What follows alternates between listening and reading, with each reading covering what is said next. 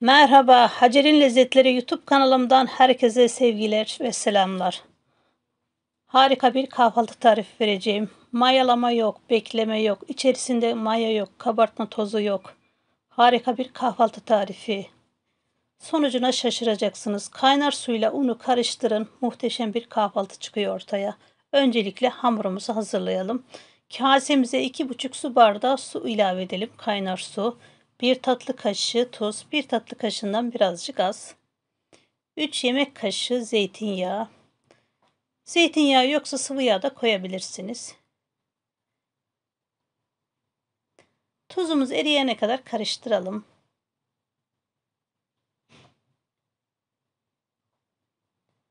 Unumuzu azar azar kontrollü bir şekilde ilave edelim. Öncelikle 1 bardak unumu ilave ettim. Karıştırıyorum.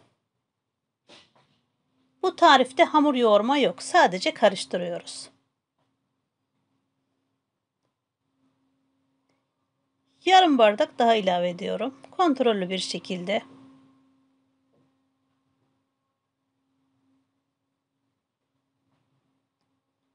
Güzelce karıştıralım. Kıvamını görüyorsunuz. Sıvı bir kıvamı var. Hiç beklemeden ocağımıza geçelim.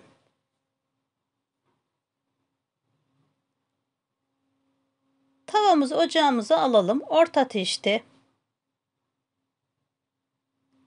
Tavamızı yağlamıyoruz. Hamurumuzun içerisinde yağ olduğu için yağ koymuyoruz. Bir kepçe koyalım.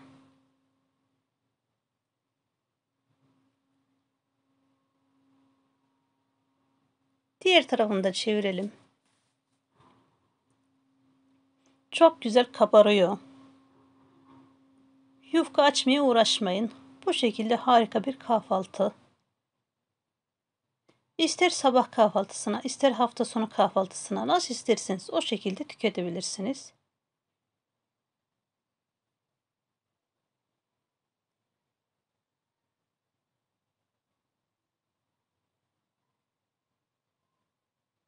Toplamda 1,5 su bardağı un kullandım. 2,5 su bardağı kaynar su.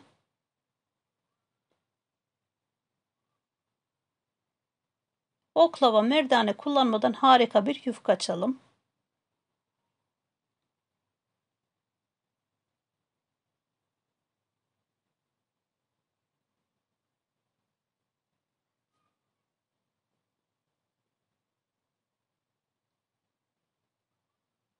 Görüyorsunuz çok güzel kabarıyor. İçerisinde sadece tuz var.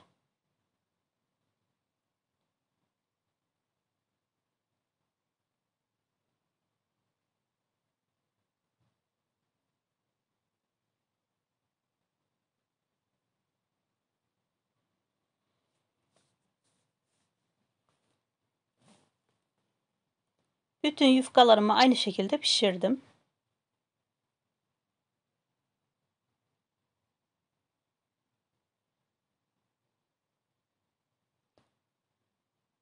Tavayı yağlamıyoruz. Orta ateşte. Çevirirken sık sık çevirelim. Kenarlarını hafiften bastıralım. Görüyorsunuz çok güzel kabarıyor.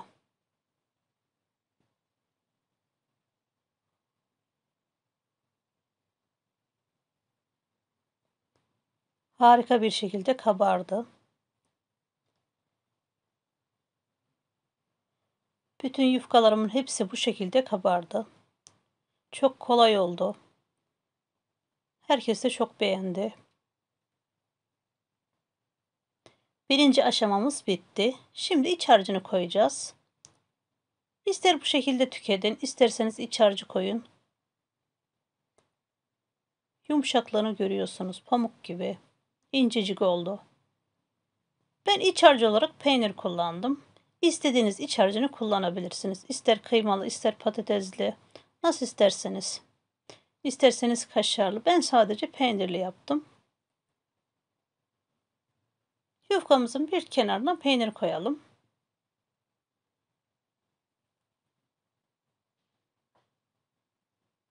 Benim peynirim çökelek olduğu için çevirirken biraz zorlanırsınız. Dökülmesin. İçerisine birazcık eriyen peynir olursa daha güzel olur.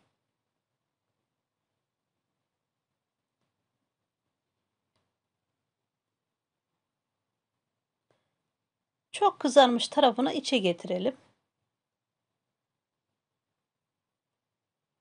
İçerisine kaşar, sucuk da koyabilirsiniz.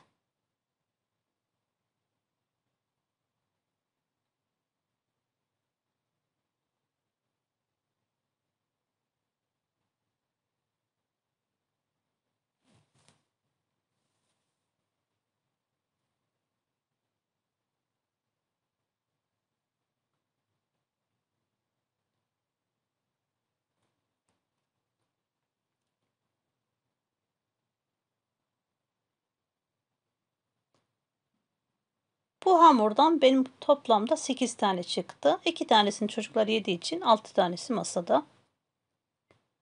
Şimdi kızartma kısmına geçelim. Tavamıza birazcık yağ koyalım.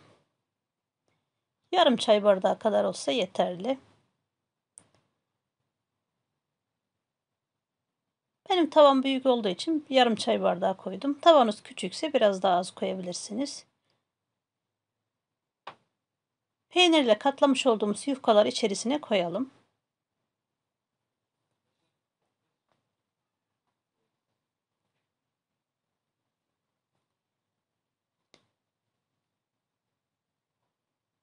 Kızardıktan sonra çevirelim.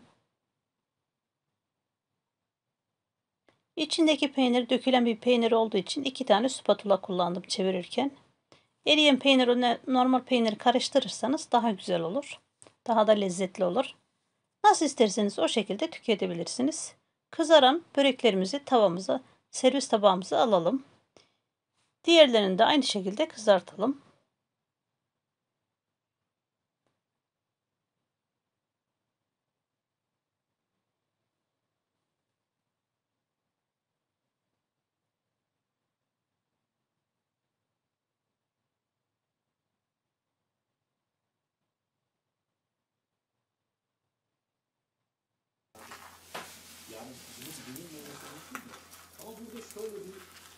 Bunlar daha güzel kızardı.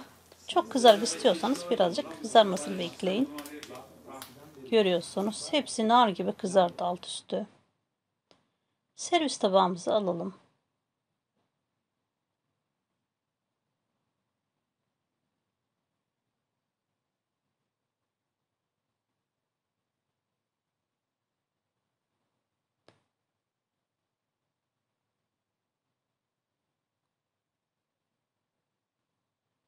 İster börek deyin, ister çörek deyin, ister gözleme deyin.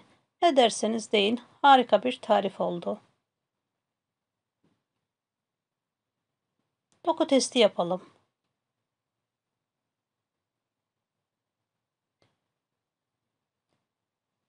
Evet arkadaşlar, videomu buraya kadar izlediyseniz beğenip paylaşmayı unutmayın. Bildirim zilini açarsanız güzel tariflerimden haberdar olacaksınız. Beni izlediğiniz için çok teşekkür ediyorum. Afiyet olsun.